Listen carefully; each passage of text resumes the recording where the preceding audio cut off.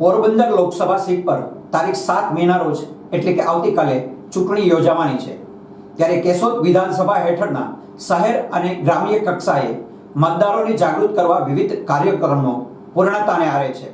ત્યારે રવિવારના કેશોદ નગરપાલિકામાં ચીફ ઓફિસર વાઘેલા સાહેબ તથા એસઓ પ્રવીણ વિઠલાણીના અધ્યક્ષસ્થાને જૂનાગઢ જિલ્લા વહીવટ તંત્રની સૂચના અંતર્ગત કેશોદ શહેરમાં મતદાન અધિકાર ધરાવતા દરેક મતદાતા અવશ્ય મતદાન કરે તેના માટે મતદાન જાગૃતિ અભિયાનના ભાગરૂપે રવિવારના રોજ સાંજના 5:30 કલાકે રન ફોર વોટ કાર્યક્રમ અંતર્ગત આઝાદ ક્લબ કેશોદના ગ્રાઉન્ડમાં જુદી જુદી સંસ્થાઓ એકત્ર થઈ કેશોદના મુખ્ય માર્ગ, railway station, Amrutnagar main road, Ambawadi કાપડ બજાર, જલારામ મંદિર રોડ અને રહેણાંક વિસ્તારમાં રેલી કાઢી મુખ્ય પોઈન્ટ પર મતદાન જાગૃતિ અભિયાન અંતર્ગત મતદાન કરવા માટે એસઓ વિઠલાણી દ્વારા પ્રતિજ્ઞા લેવડાવવામાં આવી હતી।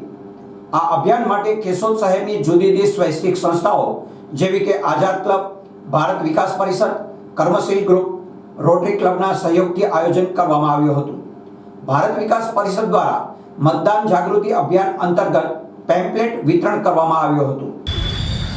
માનનીય જિલ્લા ચૂંટણી અધિકારી શ્રી અને કલેક્ટર શ્રી જૂનાગઢના માર્ગદર્શન હેઠળ આજરોજ કેશોદ નગરપાલિકા અને અન્ય સેવાભાવી સંસ્થાઓ જેવી કે ભારત વિકાસ પરિષદ, આઝાદ ક્લબ અને આ સિવાયની રોટરી ક્લબ, આ સિવાયની અન્ય કર્મશીલ ગ્રુપ, આ સંસ્થાઓ સાથે મળીને કેશોદ નગરપાલિકા દ્વારા આજે રન ફોર વોટનું આયોજન કરવામાં આવેલું હતું, જેનો મુખ્ય ઉદ્દેશ મતદારોમાં જાગૃતિ ફેલાવવાનો છે અને આવનારી લોકસભાની સામાન્ય ચૂંટણીનું જે મતદાન થવા જઈ રહ્યું છે 7મી તારીખે, એમાં દરેક મતદાતા 100% મતદાન કરે, પોતે મતદાન કરે અને પોતાના પરિવારજનોને પણ મતદાન કરાવી આ લોકશાહીના પર્વમાં પોતે અને પોતાના પરિવાર સાથે સહભાગી બને એવી ખાસ અપીલ કરવામાં આવેલી છે।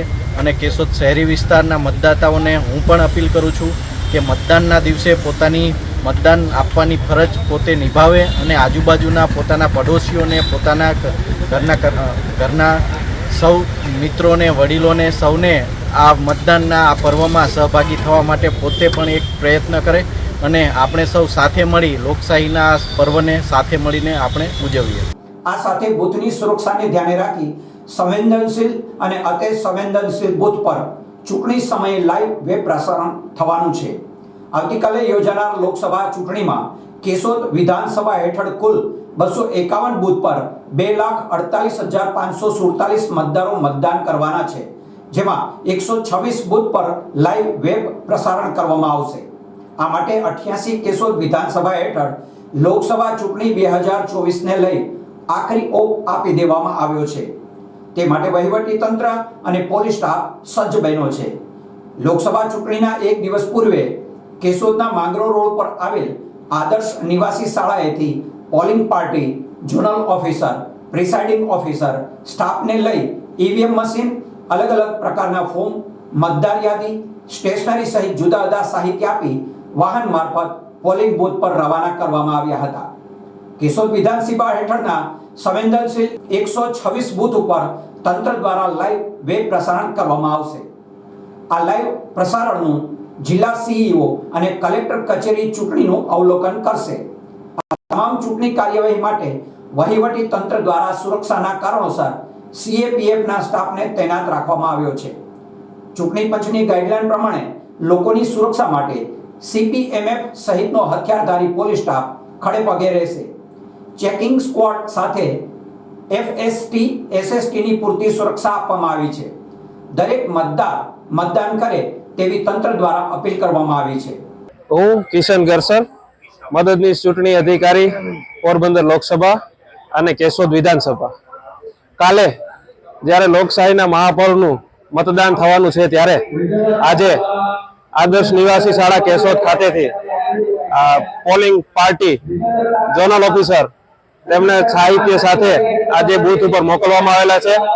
ટોટલ 251 બૂથમાં વિવિધ સામગ્રી, જેમાં મુખ્ય ઈવીએમ મશીનો, અલગ પ્રકારના ફોર્મ્સ, મતદાર યાદી વગેરે આજે એમને આપી અને ઝોનલ વાઇઝ રૂટ કરી અને રૂટમાં મોકલી આપવામાં આવેલા છે। આજે મતદાન પોલિંગ સ્ટાફ ત્યાં પહોંચી મતદાન મથક તૈયાર કરશે અને કાલે મહાપર્વની જે તૈયારી છે એને આ પૂર્વ તૈયારી આજે થઈ અને કાલે મહાપર્વની ઉજવણી થાય એ જ માટે આજે તૈયારીઓ છે.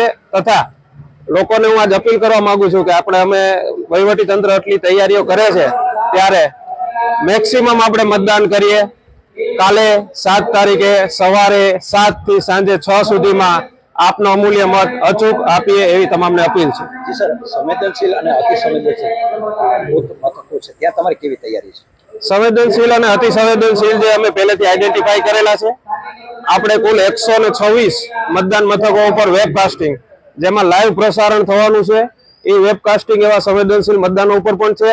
આ વેબકાસ્ટિંગ અમારા સીઈઓ કચેરીથી અને જુનાગઢ કલેક્ટર કચેરીથી પણ એનો અવલોકન થવાનું છે અને તે મુજબની તૈયારીઓ કરેલી છે. તદ ઉપરાંત ત્યાં સીએપીએફ ની આપણે પોલીસ પણ એક્સ્ટ્રા ગોઠવેલી છે અને માઇક્રો ઓબ્ઝર્વરની પણ નિમણૂક કરેલ છે. લોકસભા ચૂંટણીને લઈ વહીવટી વિભાગ અને પોલીસ દ્વારા સંયુક્તપણે સુરક્ષાના ધ્યાને રાખી પોલીસ સ્ટાફ, મિલિટરી, પેરામિલિટરી ફોર્સની ગોઠવણ કરી દેવામાં આવી છે. ત્યારે કેશોદ પોલીસ સ્ટેશન વિસ્તાર હેઠળના શહેર અને ગ્રામ્ય વિસ્તારમાં મુક્ત, ન્યાયિક અને શાંતિપૂર્ણ ચૂંટણી યોજાય તેમજ કોઈ અનિચ્છનીય ઘટના ન બને તે માટે પોલીસ સ્ટેશન હેઠળના સંવેદનશીલ બૂથ વિસ્તારમાં પોલીસ સ્ટાફ અને બીએસએફ મિલિટરી ફોર્સે સંયુક્તપણે ફૂટ માર્ચ યોજી પેટ્રોલિંગ કર્યું હતું. હું ડીવાયએસપી જે.કે. ઝાલા 88 કેશોદ જે મત વિસ્તાર છે એની તૈયારી રૂપે અમારા પોલીસનો પૂરતો સ્ટાફ જે ક્રાઇટેરિયા છે ચૂંટણી પંચનો આદેશ મુજબ એ પ્રમાણેનો પૂરતો સ્ટાફ અમને મળી ગયેલો છે અને એનું ડિપ્લોયમેન્ટ અમે આજરોજ કરી નાખ્યું છે અને રૂટ જે ગયા છે એની સાથે હથિયારી અને સુરક્ષા પૂરી પાડતા જવાનો ઈવીએમની સાથે જ બૂથ ઉપર રવાના થઈ ગયેલ છે અને પૂરતા પ્રમાણમાં લોકોને સુરક્ષા પૂરી પાડવાની અમારી પૂરતી તૈયારી છે.